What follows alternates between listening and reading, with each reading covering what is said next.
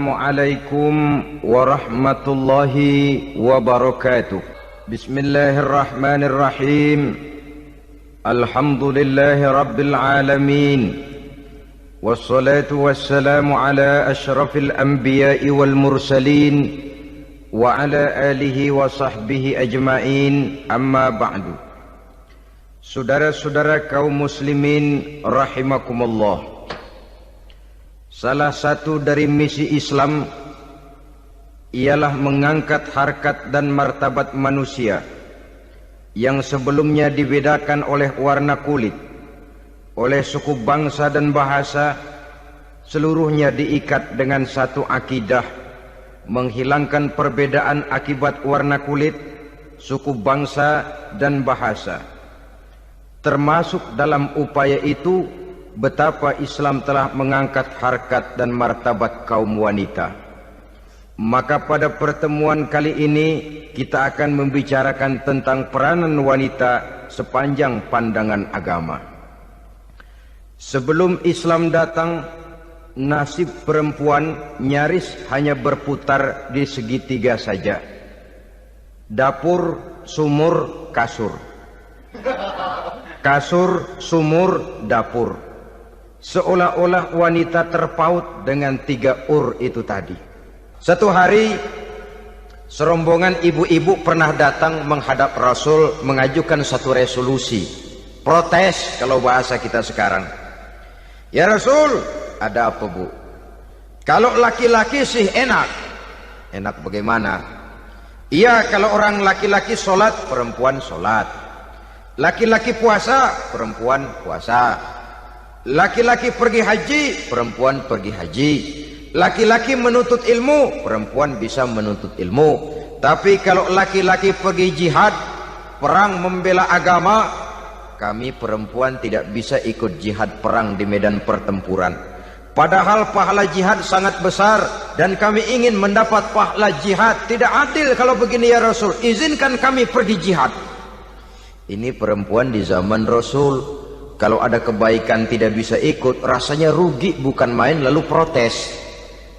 Apa jawab Rasul? Beliau senyum. Ibu-ibu jangan khawatir, walaupun ibu-ibu tidak maju ke medan perang, ada ibadah yang pahalanya sama dengan pahala jihad itu. Apa ya Rasul? Beliau menjawab, jihadukunna fi baitikunna. Jihadnya ibu-ibu, jihadnya kaum wanita adalah di rumah tangganya sebagai istri. Memasak makanan suaminya, mencuci pakaian istrinya, mengasuh, merawat dan membesarkan anak-anaknya, itu seluruhnya bagian daripada ibadah yang pahalanya tidak kurang dengan pahala jihad. Kenapa? Al-Quran itu memberikan sesuatu sesuai dengan kedudukannya. Kalau perempuan pergi perang jihad membela agama, musuhnya laki semua, kayak apa perangnya? Itu musuhnya bisa nggak mau pakai pedang, perangnya udah gulat aja udah. Sehingga Rasul lalu memberikan satu jalan keluar yang membuat wanita-wanita itu lega. Jihadukunna fi baitikunna. Ibu-ibu sih tidak usah khawatir, jihad ibu adalah di rumah tangga ibu-ibu semua. Sejak bangun tidur sampai tidur kembali, nyaris kaum ibu itu 24 jam pekerjaannya. Sebagai istri, dia melaksanakan jihad di rumah tangganya. Peranan wanita yang pertama adalah sebagai istri, yang walaupun tidak kelihatan dan menonjol seperti halnya laki-laki, tapi sangat mewarnai, bahkan menjadi warna dari tugas apapun yang dihadapi oleh suaminya. Dulu ada seorang orator, kalau pidato hebat bukan main. Kalau dia bernada gembira, semua orang senyum. Kalau dia bercerita tentang sesuatu yang sedih, satu masjid orang nangis. Orang tanya kepadanya, Pak, bisa pidato begitu hebat, siapa yang bikin? Ya saya sendiri. Istrinya dari belakang bilang, tidak, yang bikin pidatonya hebat saya. Kata suaminya, mana bisa, saya, kata istrinya. Kalau saudara tidak percaya, tunggu Jumat depan. Dia khutbah Jumat, saya akan bikin khutbahnya tidak hebat, kata istrinya. Sudah hari Rebo, siap-siap mau bikin konsep khutbah, baru mau nulis, datang istrinya, "Bang, tolong pegangin anak saya mau ke warung." Mau bikin konsep lagi, kata istrinya, "Bang, tolong ini, tolong itu, tolong ini." Sampai mau berangkat khutbah Jumat, khutbah belum selesai dibikin. Begitu naik mimbar, kehabisan bahan. Sudah 10 menit masih ama bakdu. Ini yang dengar heran, ini orang kok bicaranya bisa cuma amat sama badu saja. Di situ kelihatan saudara-saudara betapa peran serta istri yang walaupun tidak kelihatan oleh pandangan mata yang zahir, tapi teramat sangat menentukan. Sekali lagi, tidak ada seorang suami bisa sukses jadi apapun dia tanpa peran serta istrinya di rumah. Tidak ada kemajuan yang bisa diperoleh kalau tidak karena peran serta istrinya di rumah. Tidak ada kesuksesan yang bisa diraih tanpa keikutsertaan daripada istrinya di rumah. Walaupun suaminya yang dikenal orang, suaminya yang dipuji orang, suaminya yang disanjung orang, bagian besar tetaplah saham dan andil daripada istrinya yang di rumah itu.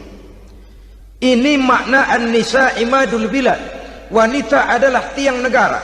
Jikalau baik wanita, baik negara. Jikalau rusak wanita, hancur negara. Karena wanita, negeri Sabah menjadi terkenal tentram, aman, wawasan politiknya luas. Seorang semacam Cleopatra bisa menaklukkan Julius Caesar. Dan begitu selanjutnya. Banyak cerita-cerita betapa wanita yang berperan di belakang layar ini bahkan bisa menggoyangkan negara. Bahkan yang paling dekat saja contoh dengan kita, Senator Gary Hart. Saudara masih dengar tentu itu. Betapa harus terpaksa mengundurkan diri dari pencalonan presiden Amerika karena kasusnya dengan Donna Rice itu, dengan hostess itu. Betapa di sini seorang perempuan atau seorang wanita sanggup membongkar seseorang yang punya masa depan ceria untuk menuju kursi kepresidenan dari suatu negara adidaya seperti Amerika, bisa gagal berantakan karena skandalnya itu. Apa penyebabnya? Wanita. Tapi wanita juga bisa menyebabkan menjadi cambuk majunya laki-laki. Wanita juga bisa menghancurkan dan mengubur laki-laki. Saudara hadirin yang saya muliakan, ia memang kelihatannya makhluk yang lemah, tapi di balik kelemahannya itu sesungguhnya dia bisa menelan laki-laki yang bagaimanapun besarnya. Saudara-saudara kaum muslimin rahimakumullah, terutama ibu-ibu yang saya hormati, jadi peranan yang pertama wanita sebagai seorang istri. Yang kedua, wanita sebagai ibu. Ini juga sangat besar pengaruhnya dalam membentuk generasi masa yang akan datang. Bapak, oleh karena kesibukan tugasnya, tentu lebih banyak di luar rumah.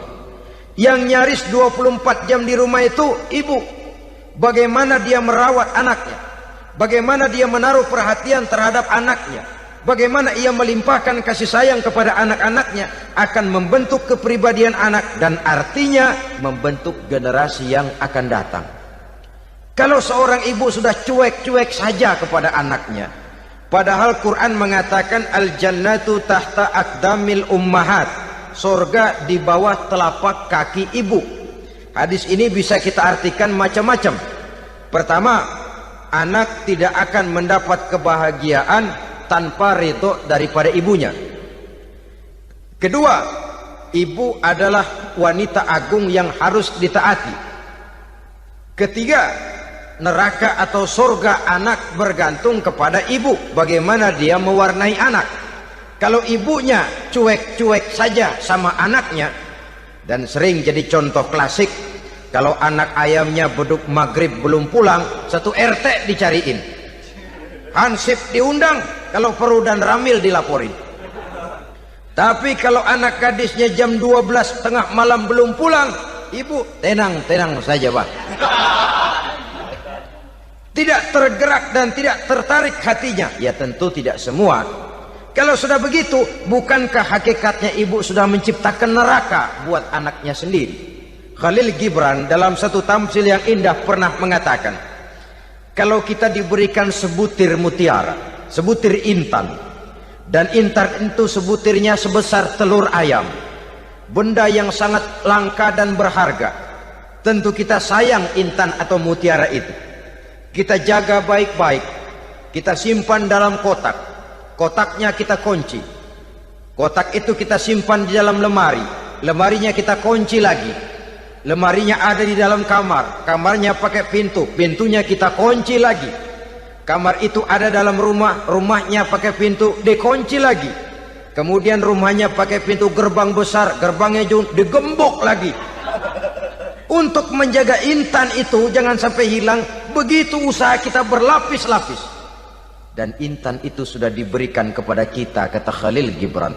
Apa dia? Anak-anak yang diamanahkan Allah kepada kita. Itu intan-intan mahal, itu mutiara-mutiara pilihan yang dititipkan dan diamanahkan untuk kita jaga sebaik-baiknya. Haruskah dia sia-sia di tangan kita? Haruskah dia merana jatuh di tangan ibu yang tidak punya tanggung jawab? Saudara hadirin yang saya muliakan, oleh karenanya peranan sebagai ibu ini sangat menentukan bagi pembentukan generasi yang akan datang. Salah ibu mengarahkan anak, akan lahir generasi mendatang yang tidak kita harapkan. Sehingga Nabi bersabda, kullu mauludin yuladu 'alal fitrah fa abawayhi yuhawwidanihi aw yunassiranihi aw yumajjisanihi. Setiap bayi dilahirkan dalam keadaan suci, setiap bayi dilahirkan dalam keadaan bersih, tidak punya dosa. Islam tidak mengenal dosa warisan. Semua saja bayi lahir dalam keadaan suci dan bersih. Kalau demikian lalu bagaimana?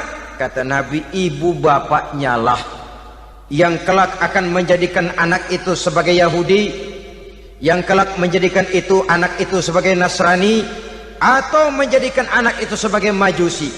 Ibu bapaknya yang mewarnai anak. Ibaratnya anak itu kertas putih, mau ditulis tinta hijau warnanya hijau, mau ditulis tinta merah warnanya merah, mau ditulis tinta hitam pun warnanya hitam. Oleh karena itu pembentukan anak yang soleh secara mental sesungguhnya sudah diwarnai oleh kebiasaan ibu bapak dalam pergaulan di rumah tangganya secara mental. Sehingga dengan demikian saudara-saudara, salah kaprah ibu dalam mengarahkan anak-anaknya akan melahirkan generasi penerus yang sungguh-sungguh tidak kita harapkan, dan pada gilirannya akan membahayakan perkembangan bangsa dan negara, membahayakan kita sebagai suatu umat.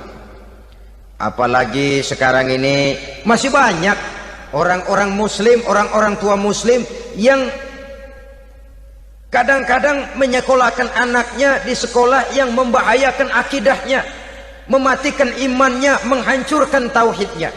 Pokoknya asal bonafid keluar sekolah ada jaminan lapangan kerja, perkara anak mau kafir mau murtad bukan urusan. Alangkah ironi dan sangat menyedihkan.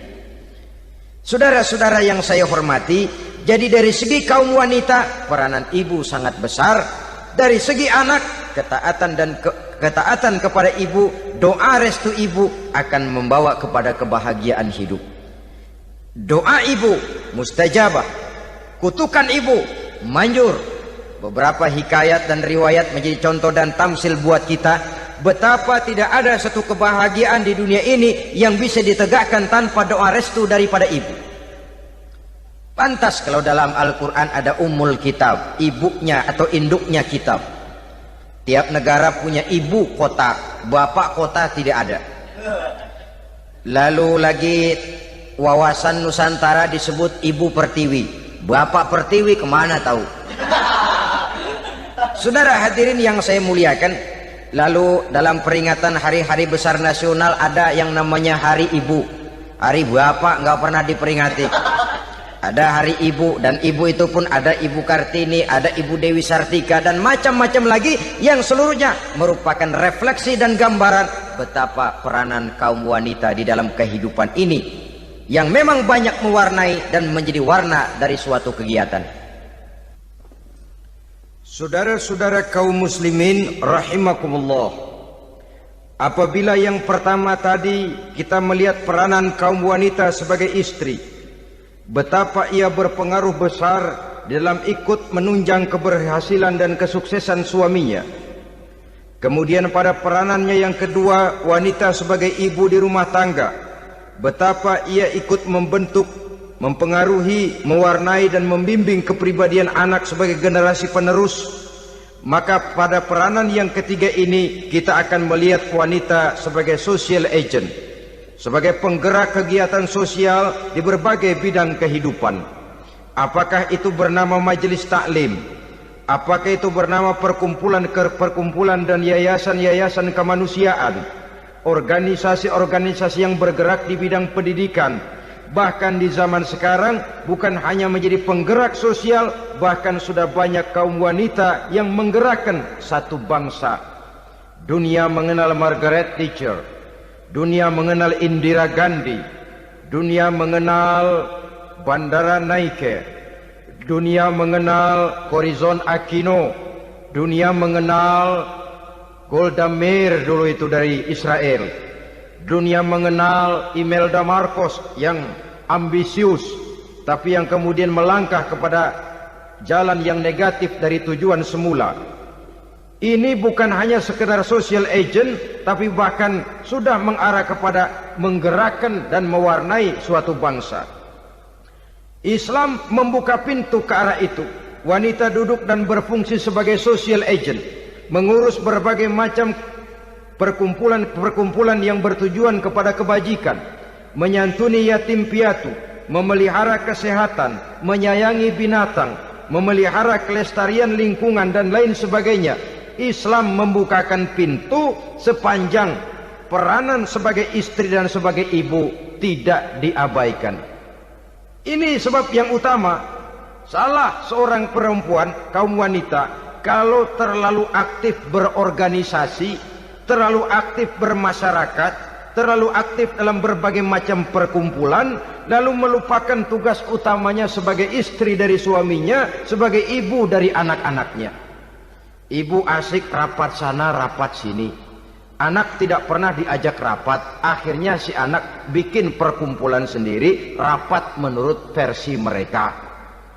Sehingga akibatnya yang timbul anak merasa kurang diperhatikan oleh ibunya. Ngaji bagus, tapi kalau sepanjang hari ngaji saja, suami pulang mau makan tidak ada makanan, mau berganti pakaian belum lagi diteriska pakaiannya, tentu ini melupakan fungsi yang utama. Kegiatan sosial, kegiatan di organisasi adalah jadwal kegiatan setelah fungsi sebagai istri dari suami, sebagai ibu dari anak-anak dilaksanakan dengan sebaik-baiknya. Bukan tidak baik ngaji, kalau dari ngaji ke ngaji saja. Bangun tidur ngaji, jam 7 ngaji, berangkat jam 11. Sholat zuhur berangkat ngaji lagi, pulang sore, malam ngaji lagi. Suami tidak terurus, anak-anak pun terbengkalai, rusaklah rumah tangga. Dan bukankah satu bangsa terdiri dari satu tatanan masyarakat, dan tatanan masyarakat yang paling kecil bernama keluarga. Keluarga merupakan unit dari masyarakat, unit yang terkecil, dan keluarga terdiri dari pribadi-pribadi yang merupakan bapak, ibu, dan anak-anak. Sehingga masyarakat bangsa yang baik terdiri dari masyarakat yang baik. Masyarakat yang baik tersusun dari keluarga-keluarga yang baik, dan keluarga yang baik akan muncul dari pribadi dan individu yang baik. Pribadi dan individu yang baik yang sadar mana kewajiban yang primer, mana kewajiban yang sekunder. Sebagai social agent, dia lalu mawas diri dengan tetap mempertimbangkan kodrat kewanitaannya itu tadi. Saya ikut prihatin kalau ada perempuan main sepak bola. Dan saya yakin betul kalau perempuan main sepak bola, yang nonton pasti bukan nonton bola. Ya mungkin bola juga, tapi bola yang mana? Itu wallahu a'lam. Boy, ya dicari olahraga yang sesuai dengan kodrat kewanitaan begitu. Dicarilah olahraga yang sesuai dengan kodrat kewanitaan. Sepak bola sudah maju, ya belakangan saya katakan tadi muncul lagi wanita angkat besi. Belakangan bisa kita bayangkan wanita main tinju. Babak belur sudah kalau sudah begitu. Kemajuan dengan melupakan kodrat kewanitaan akan menyengsarakan kaum wanita itu sendiri. Silahkan maju menjadi social agent, menjadi penggerak di masyarakat. Para istri Rasul bisa kita jadikan satu figur. Siti Khadijah, figur sebagai istri pendamping yang setia. Dikala suaminya bingung, ia tampil memberikan pandangan. Dikala suaminya bingung, ia memberikan tanggapan.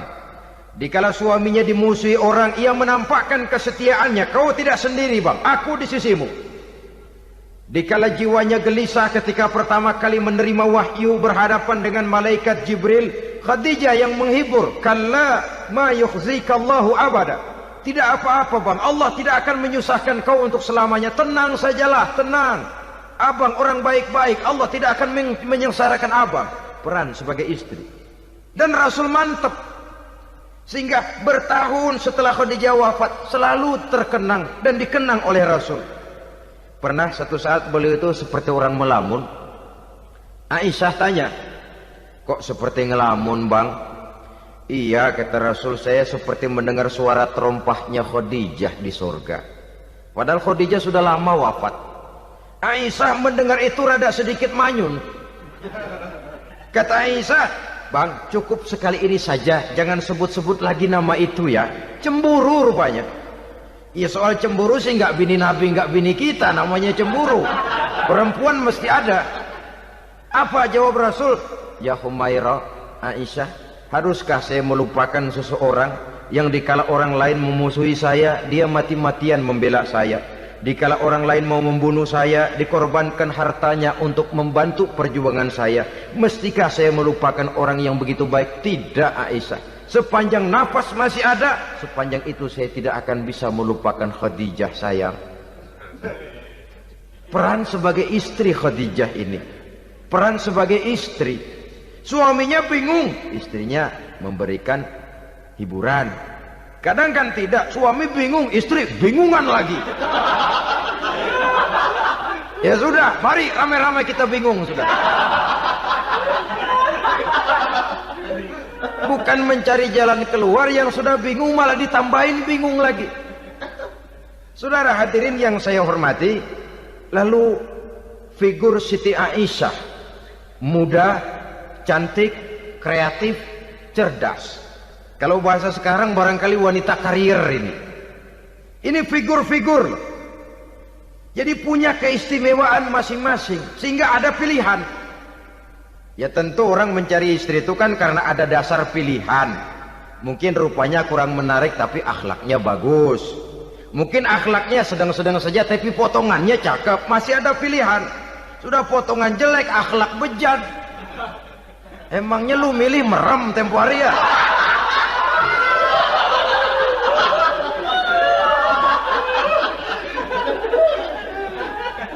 Sudah nggak ada pilihan apa-apa. Lalu ada istri yang punya keistimewaan karena sifatnya yang sabar.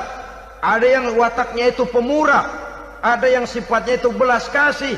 Pendeknya dari istri-istri Rasul kita bisa menemukan figur-figur wanita teladan. Sehingga keliru kalau kaum orientalis barat mengatakan Rasulullah itu katanya sesungguhnya adalah seorang seks mania. Istrinya banyak. Oh ini memang bajingan ini orientalis ini. Kalau Rasulullah itu seorang seks mania, tentu yang dinikahinya itu pertama jelas gadis semua, yang kedua tentu cantik-cantik semua. Dari istri-istri beliau yang dikawininya dalam keadaan gadis cuma Siti Aisyah. Selebihnya janda. Apa pertimbangannya? Menyantuni yatim-yatimnya, mengayomi janda-janda yang ditinggal suaminya gugur di medan perang, untuk memperkuat keimanannya. Itu pilihan utama Rasul. Kita sekarang ini ya ngakunya sih ikut sunnah Rasul, cuma sunnahnya urusan kawin melulu. Ada duit sedikit, kawin maning, kawin maning. Ditanya orang kenapa kawin melulu sih mas, sunnah Rasul. Bukan main. Kalau sudah urusan kawin, pahlawan betul sunnah Rasul. Padahal kawin lagi dalam Islam itu sungguh pun boleh, tapi tidak diperintah. Tidak diperintah, memang cuma boleh. Itu kalau dalam pesawat itu cuma semacam emergency exit lah ya. Yang tidak boleh sembarang waktu bisa dibuka. Kalau memang sanggup berlaku adil, tafadhol. Kalau tidak, satu juga nggak habis. Lagian saya kira perempuan itu kan cuma perbedaan rupa saja, perbedaan selera saja. Seperti singkong dengan sate, bedanya kan cuma di tenggorokan. Kalau sudah masuk ke perut, kenyangnya kan sama. Perempuan cuma berbeda dalam selera, rasanya barangkali ya, barangkali. Barangkali tidak jauh beda. Saudara hadirin, lah Islam ini mengatur lewat pintu yang dinamakan nikah itu tadi, sehingga dengan demikian bisa dinikmati secara tenang, tentram. Tidak usah manusia ya, kucing saja. Coba lihat kucing. Kalau ikan dia boleh nyolong, kucing itu boleh curi, makannya nggak tenang kucing. Coba lihat ini. Asal dia nyolong ikan, makannya juga mindik-mindik. Matanya nengok kiri, nengok kanan. Ada sedikit gerusak, kabur. Secara nalurinya kucing tahu kalau ini ikan curian, makannya nggak tenang dia. Tapi kalau ikan kita kasih, kucing anteng, geledek juga nyamber, manteng aja dia. Nalurinya mengatakan ini ikan dikasih sama yang punya, tenang dia.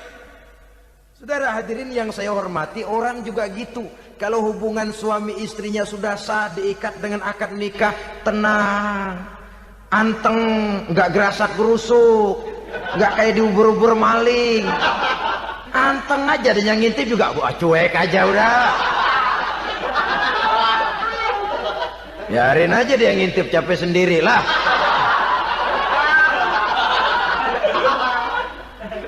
Tapi kalau nyuri-nyuri, coba lihat dah. Mana di kebun banyak nyamuk, Hansip mukul tiang listrik, dia yang bingung. Islam ini sesungguhnya memudahkan jalan, saudara-saudara. Jadi sebagai social agent, wanita bisa berperan untuk itu. Apalagi untuk hal-hal yang menyangkut wawasan kemanusiaan, di mana kaum wanita karena emosinya lebih tinggi daripada kaum laki-laki, dia sangat peka terhadap masalah-masalah yang menyangkut kemanusiaan. Hatinya mudah tergugah, perasaannya cepat terenyuh. Dengan penderitaan dia cepat tergugah. Dia bisa menjadi social agent tanpa harus melupakan fungsi utama sebagai istri dan sebagai ibu dari anak-anaknya, sebagai istri dari suaminya. Saudara hadirin yang saya muliakan, dahulu Al-Quran pernah menceritakan betapa istri-istri pembesar di istana mewah di zaman Nabi Yusuf. Kalau istilah sekarang nyonya-nyonya jet set, nyonya-nyonya VIP. Betapa mereka mau memporak-porandakan keimanan seorang pemuda seperti halnya Nabi Yusuf alaihi salam. Dan Nabi Yusuf kemudian ternyata tidak mau jadi gigolo yang kerjanya hanya menyenangkan wanita-wanita jet set kelas VIP ini tadi. Sesungguhnya ini cuma satu simbol yang kejadiannya bisa saja terjadi pada zaman modern dalam versi dan kondisi yang berbeda.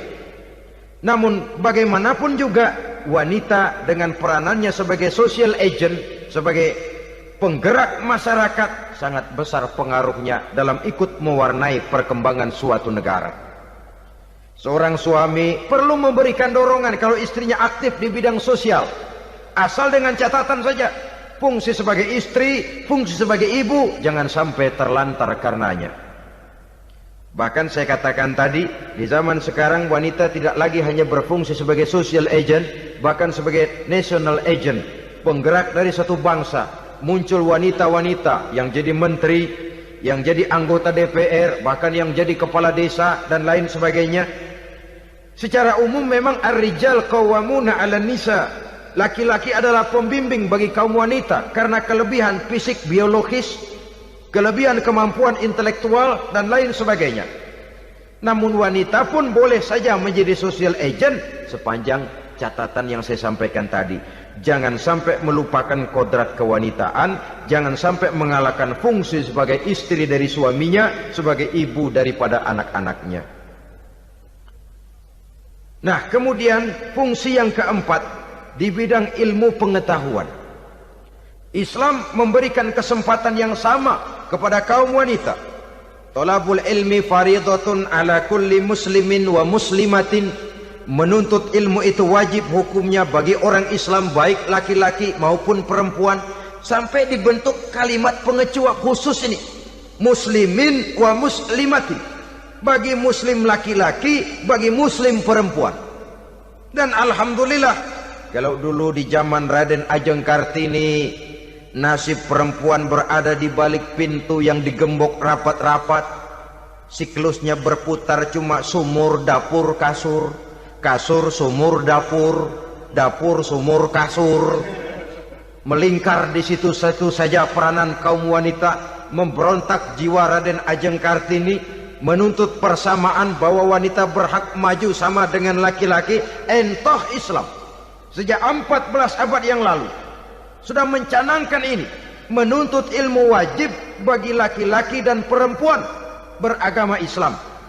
Orang Islam baik dia laki-laki, baik dia perempuan, wajib menuntut ilmu. Ilmu dalam artian umum, tidak hanya sekedar fikih tauhidnya, ya di bidang kedokteran, di bidang teknik, di bidang hukum dan lain sebagainya. Ini yang perlu dibanggakan. Kalau perlu, ini yang perlu diadakan kontes. Kontes IQ, wanita yang paling berprestasi di bidang ilmiah, wanita yang punya prestasi di bidang menjaga kelestarian lingkungan hidup, wanita yang punya prestasi menggerakkan sosial, menyantuni yatim piatu, memelihara kesehatan. Adakan kontes macam itu untuk mendorong. Ini enggak, kalau kontes yang diukur betis, bibir, pinggul, payudara, lubang hidung, ukur sekalian kita. Apa manfaatnya dan apa unsur pendidikan yang ada di dalamnya? Tidak menguntungkan, tidak mendidik, dan tidak membawa manfaat.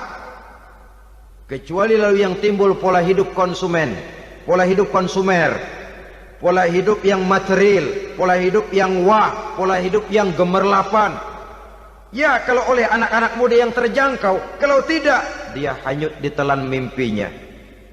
Dia ingin bergaya hidup jet set, sementara dia dihadapkan oleh kenyataan bahwa dia tinggal di kampung, ibu bapaknya orang kampung, dan lain sebagainya. Jiwanya berontak, terjadilah kegalauan, terjadilah kerancuan, terjadilah komplikasi, perang di batin antara keinginannya dengan lingkungan nyata yang dihadapinya. Dan kalau sudah ada gejala semacam itu, penyakit-penyakit kejiwaan akan mudah muncul. Ini gejala terutama buat orang-orang yang tinggal di daerah transisi. Kota besar bukan, kampung banget juga enggak, daerah cekak. Akibatnya gayanya ya sering gaya enggak karu-karuan, gaya kepalang tanggung jadinya. Saudara hadirin yang saya muliakan, akhirnya apa? Santri tapi lagunya kayak koboi. Koboi tapi sesungguhnya santri. Saudara hadirin yang saya hormati, maka di bidang ilmu pengetahuan wanita mempunyai peranan yang sangat besar.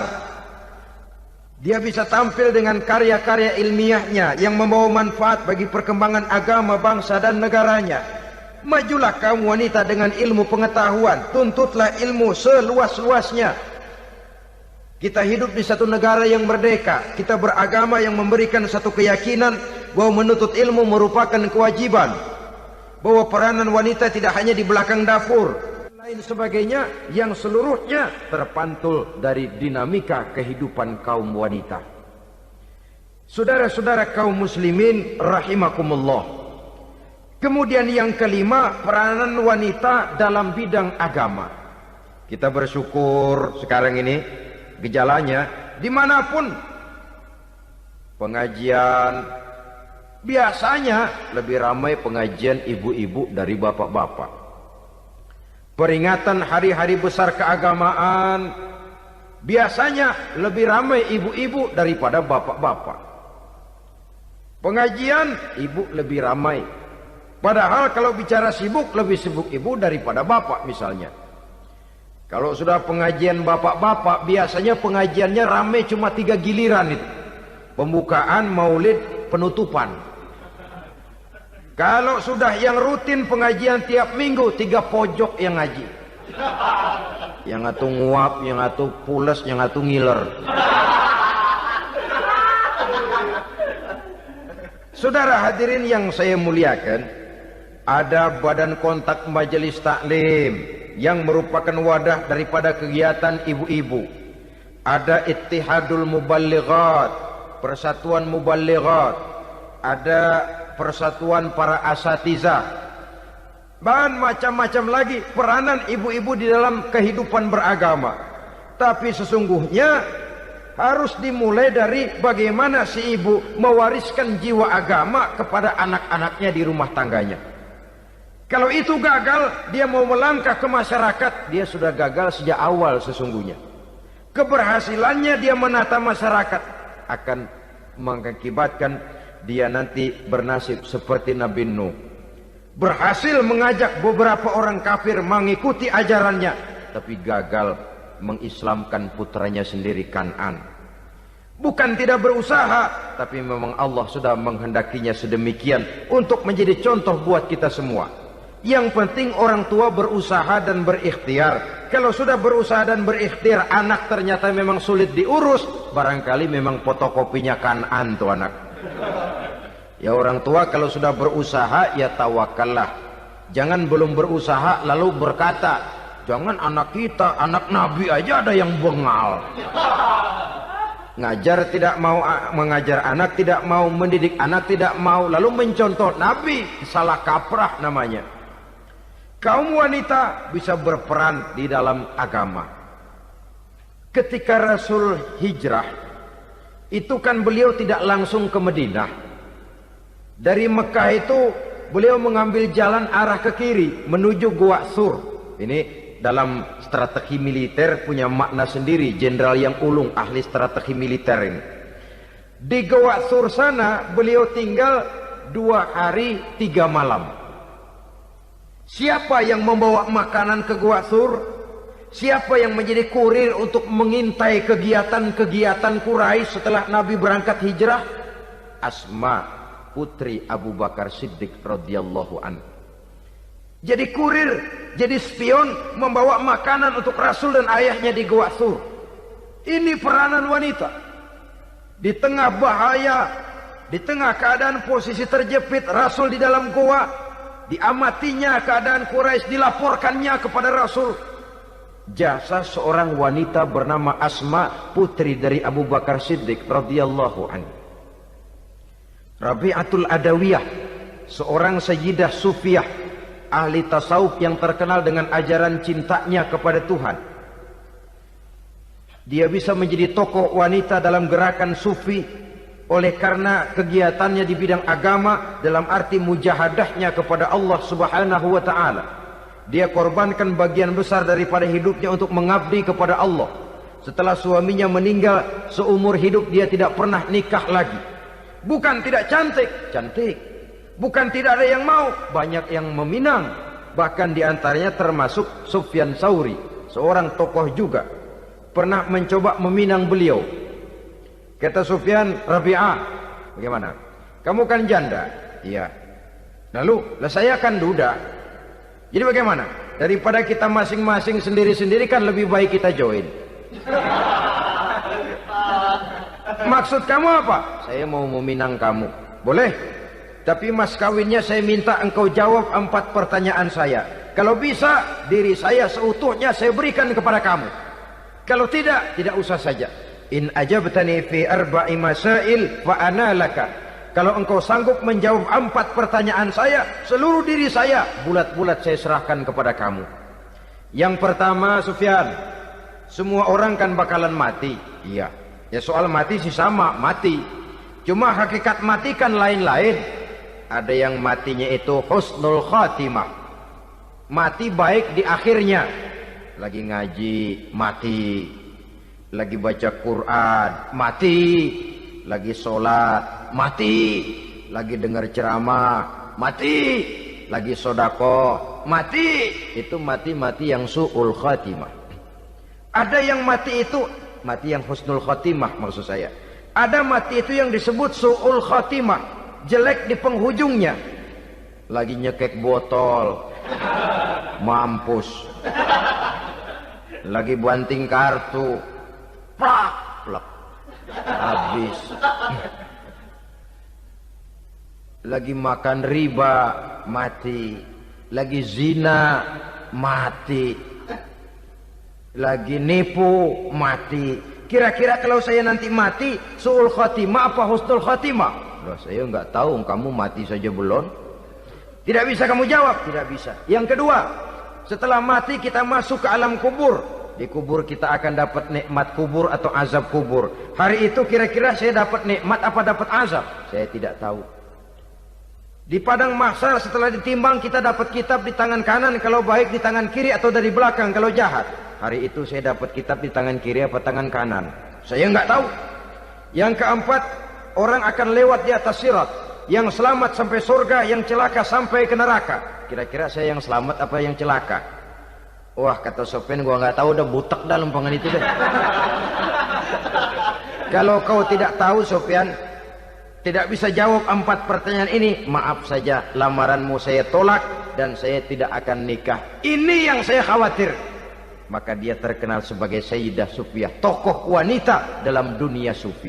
Dan artinya wanita bisa berperan banyak dalam bidang agama, sebagai pengasuh majelis taklim, sebagai pengasuh yatim piatu, sebagai gerakan-gerakan keagamaan yang positif dan lain sebagainya.